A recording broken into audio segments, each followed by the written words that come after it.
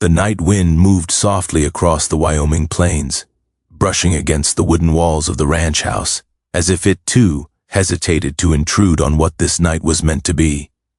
And inside the small bedroom lit by a single oil lamp, Clara sat at the edge of the bed with her hands folded tightly in her lap, her wedding dress already removed and replaced with a simple cotton nightgown that felt far too thin for how exposed she suddenly felt, not just in body but in soul, because everything she had known about love had been built from quiet glances, Sunday sermons, and promises whispered in letters she kept hidden beneath her pillow.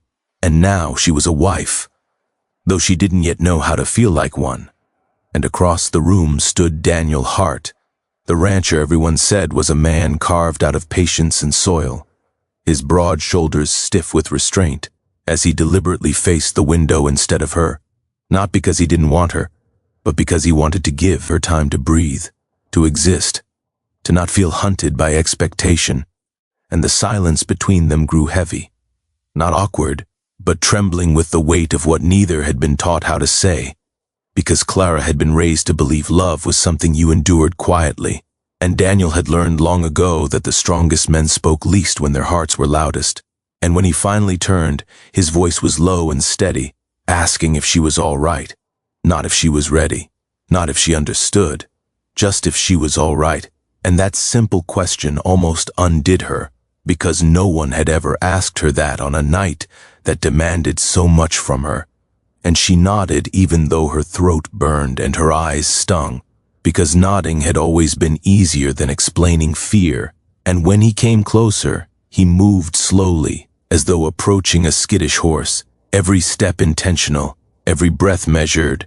And when he sat beside her, he left space between them, not because he feared closeness, but because he respected it. And when his hand finally reached for hers, it didn't claim, it asked, resting lightly against her fingers until she chose to curl them around his. And that was when the tears slipped free, silent but unstoppable. And she whispered the words she'd been dreading all day, words that felt like failure even though they weren't. It hurts.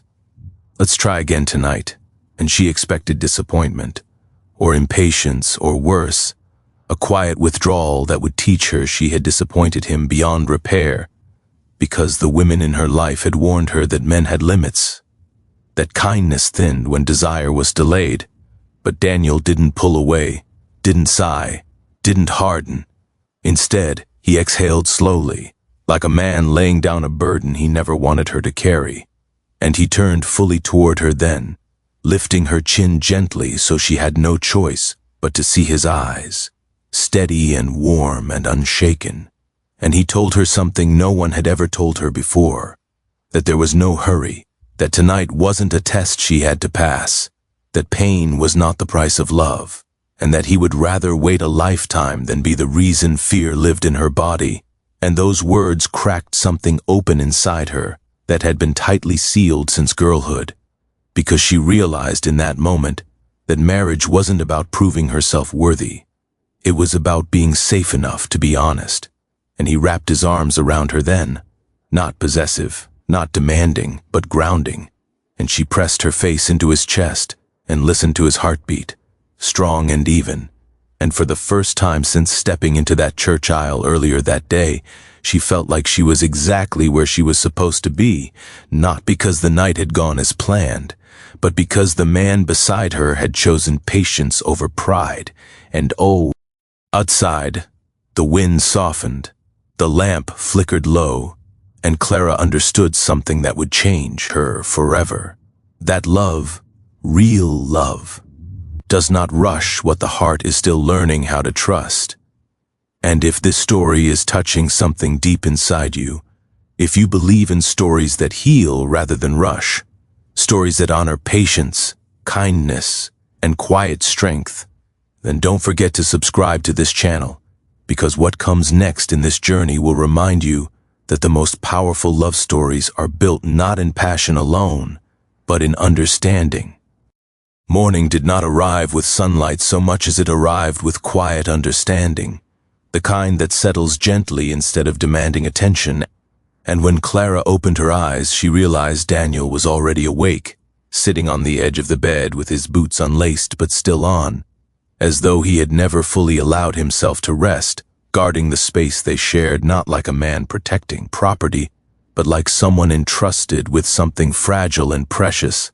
And she watched him for a moment without announcing herself, noticing the way his shoulders rose and fell in slow, deliberate breaths, the way his hands, so capable of breaking soil and mending fences, were folded loosely now, calm and patient, and it struck her how little she truly knew about him beyond the reputation others had built for him. The strong rancher, the quiet widower, the man who had learned endurance long before he learned love.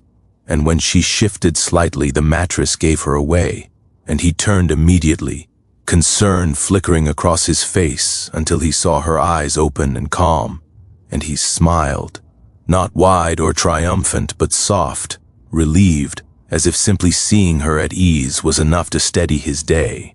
And he asked if she'd slept well, and she nodded, surprised that she truly had, because sleep had always been restless for her, filled with unspoken fears and the pressure of expectations she never knew how to meet. But last night, wrapped in his patience, her body had finally believed it was safe to let go, and as she sat up, drawing the blanket closer around herself, she felt a flicker of embarrassment for what she feared he might think of her hesitation. But he didn't look at her like she had failed him.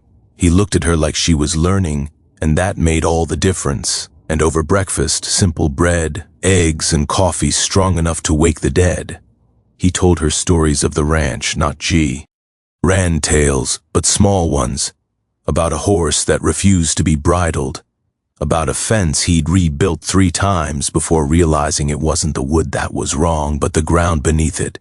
And Clara listened closely, sensing that these stories were not random, that they were his way of explaining himself without laying his heart bare.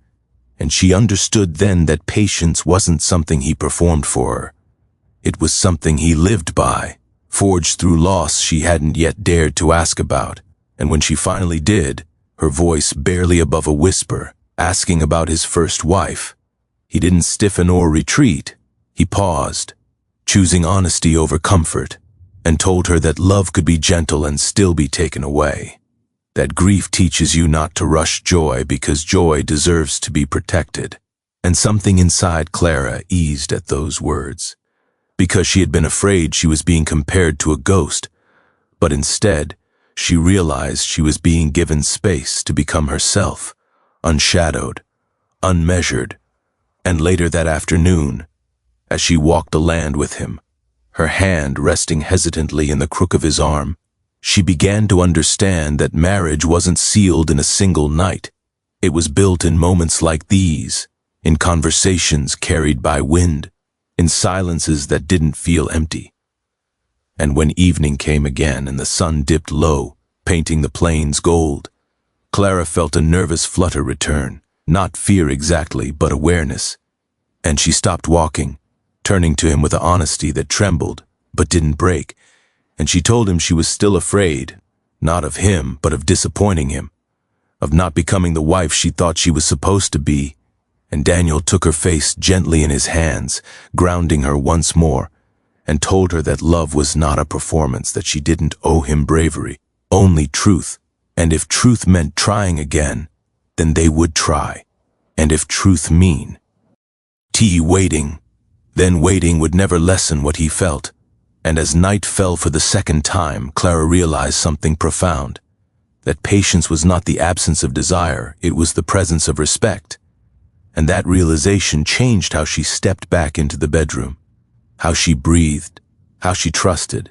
And if you're still listening, if this story feels like it's speaking to parts of you that have been rushed, silenced, or misunderstood, then make sure you subscribe to this channel, because this journey is only beginning, and the next chapter will reveal how patience doesn't just change a night, it transforms a lifetime.